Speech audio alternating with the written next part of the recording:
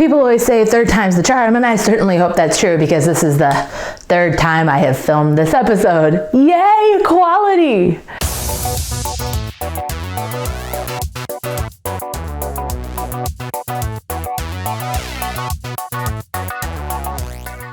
Hey guys, welcome back to The Stimulus. I'm Steph, and we are bringing back Topic Talk! Finally, the long-anticipated return, or not, but I'm excited about it, so you should be too. So, what is the topic that we'll be covering? Well, recently the Nobel Prize winners were announced, and we're going to be talking about them, specifically the science winners. So sit back, relax, and let's talk about some awesome achievements by the nerd herd. Before we jump right in, let's talk a little bit about the history of the Nobel Prize. As with most notable awards, this one is named after a famous person, specifically this guy, Alfred Nobel, a Swedish chemist, innovator, engineer, and armaments manufacturer. This guy held 350 patents, his most notable one being for the invention of dynamite. What an explosive discovery.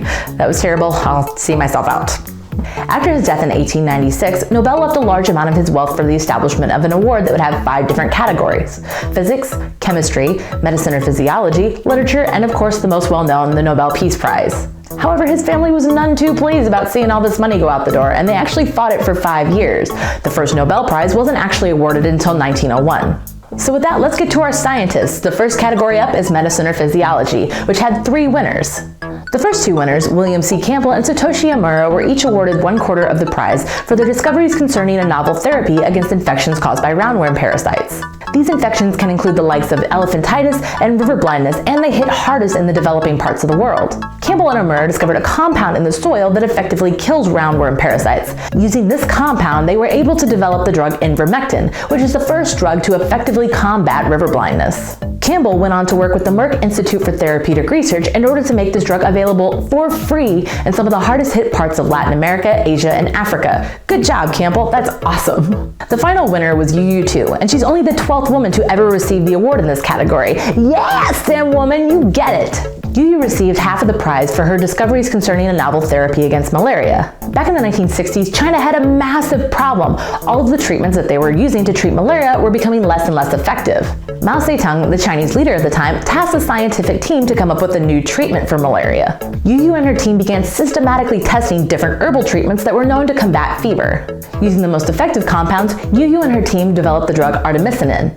Artemisinin has proved incredibly effective at combating malaria, reducing the number of deaths caused by malaria worldwide by half. The next category up is chemistry, and it also had 3 winners. Tomas, Lindahl, Modrich, and Aziz all split the prize equally for their mechanistic studies concerning DNA repair. Now for those of you that snoozed through your 7th grade science class, here's a quick DNA refresher course. Every cell in your body contains DNA. It's the instructions for creating more, well, you. The DNA in each cell tells the cell what kind of cell it's going to be and what its duties are. The structure of DNA resembles a twisty ladder, or as it's more scientifically known, the double helix structure. The sides of the ladder consist of phosphates and sugars, while the rungs are made up of 4 bases: adenine, thymine, cytosine, and guanine.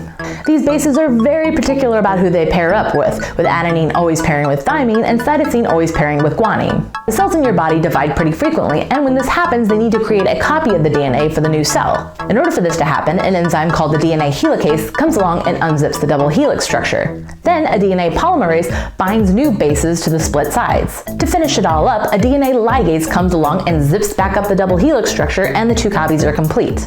Now this may sound like a pretty foolproof method, but mistakes do happen. When things do go haywire, certain enzymes act as chemical repairmen, and it was these repair processes that our Nobel Prize winners studied. So let's talk about what these smart guys figured out. First up is Tomas Lindahl. Now back in the 1970s, scientists thought that DNA was pretty stable. That is until Lindahl was heating up a strand of RNA in a lab and noticed that it degenerated pretty quickly. Wait a minute, Steph, did you just say RNA instead of DNA? Golly gee willikers, I sure did. RNA is different from DNA in that it is a single strand and uses the base uracil rather than thymine. Despite these differences, Lindahl started to suspect that maybe DNA wasn't as stable as we thought. He went on to prove that DNA does in fact decay slowly over time. Lindahl is also credited with discovering something called uracil DNA glycolase, or UNG. So what exactly does UNG do? Well, cytosine occasionally loses an amino group, which causes it to become uracil. The uracil then pairs up with adenine rather than guanine, leading to a mutation. But before Professor X can roll up to your door and recruit you for the X-Men, the UNG moves along the strand of DNA and cuts out the damaged part. A DNA polymerase then drops in a new cytosine base, and a DNA ligase seals up the strand, in a process called base excision repair.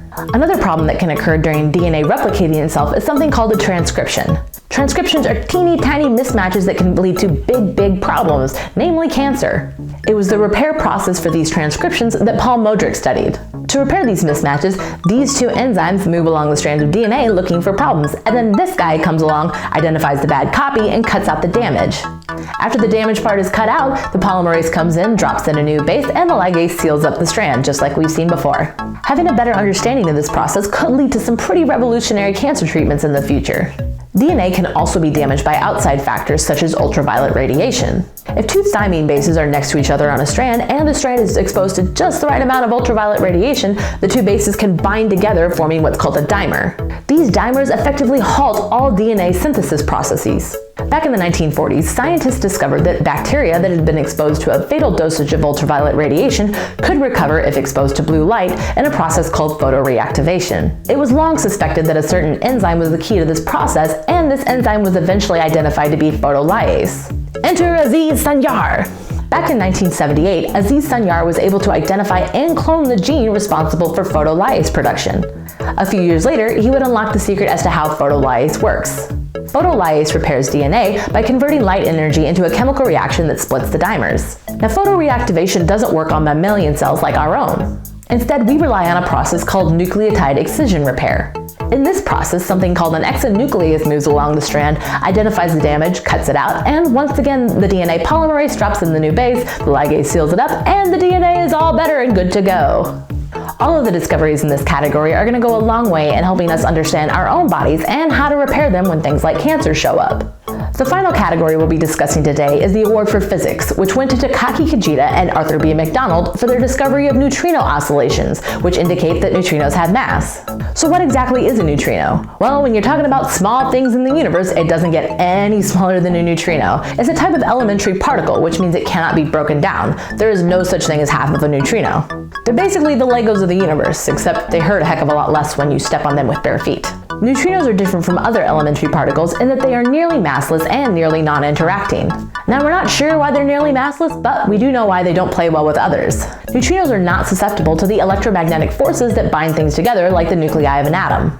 Now, there are three different types of neutrinos, or flavors, and yes, flavors is actually the scientific term I discovered.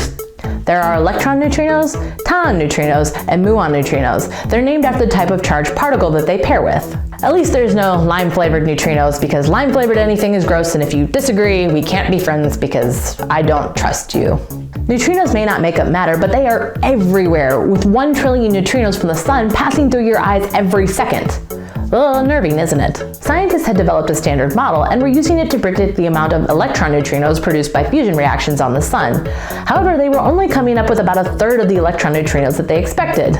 Ooh, science mystery. So the big question is, why was this happening? That's where our two physics heroes come in. While working in Japan in 1998, Kajita and his team announced that they had strong evidence that neutrinos produced in Earth's atmosphere were able to change flavors.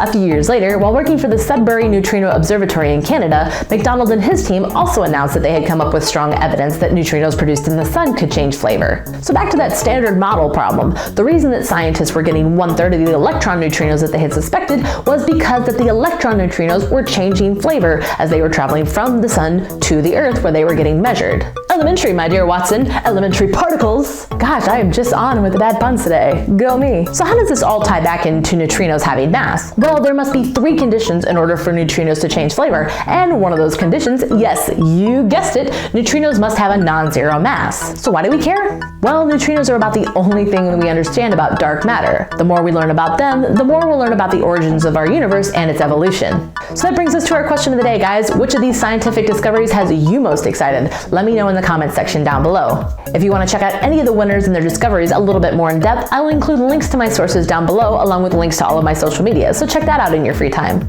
If sciencey stuff is your shtick and you want to see more videos like this, please feel free to give this video a big thumbs up and subscribe to the channel. I'm putting out videos every week to talk about the latest and greatest in STEM news.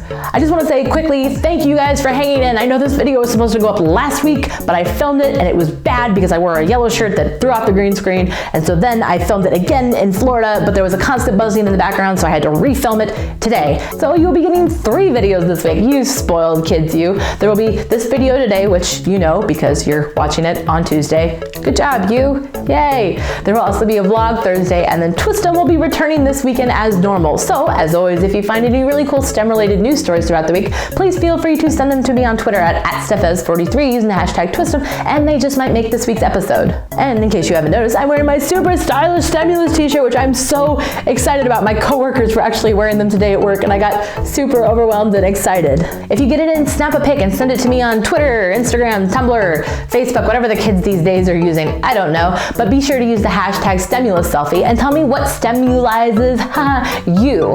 I'll be sharing some of those pictures throughout the week, but thank you guys so much for supporting the channel. I really appreciate it. And these look awesome, by the way, just saying.